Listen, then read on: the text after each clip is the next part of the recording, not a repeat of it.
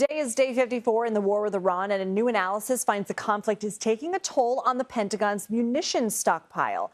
Let's look at the Tomahawk missile, a long-range offensive weapon. According to the Center for Strategic and International Studies, the U.S. had more than 3,000 of these in its pre-war inventory. So far, it's used 850. These missiles cost $2.6 million per unit, and it takes nearly 4 years to deliver. What about defensive capabilities? Before the war, the U.S. had more than 2,000 Patriot missiles on hand. Those missiles are designed to stop incoming strikes. So far, about half of the stockpile has been used. Patriot missiles have a price tag of $3.9 million. Let's bring in Mark Cancian. He's a senior advisor with the Defense and Security Department at CSIS. So you still say the U.S. can continue fighting this war long term. Why is that? Well, we can fight this war. First, of course, we're in a ceasefire, so we all hope that the war doesn't ignite again and use any more munitions. But even if it began again, the usage of these munitions was way down from the first couple of days. For the ground attack systems, it came down because the United States established air dominance and therefore was able to use much shorter range and much cheaper munitions. And the Iranian ballistic missile and drone attacks were down about 90%. So because the demand had come way down, we should be able to sustain that in this conflict if it should reignite.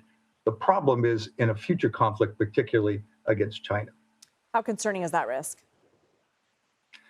Well, that's quite concerning because most analysts had assessed that the United States didn't have enough munitions even before this war began. There'd been a lot of wargaming, some of which CSIS had done, some of which came from experiences in Ukraine, showed that the usage of munitions would be very high in a conflict with China. We didn't have enough to start with, and of course now we're further behind. It will take years to rebuild those inventories and to build up to where we need to be, and that produces a window of vulnerability. Are there low-cost alternatives that the U.S. can pursue? I mean, aren't drones like $50K a pop?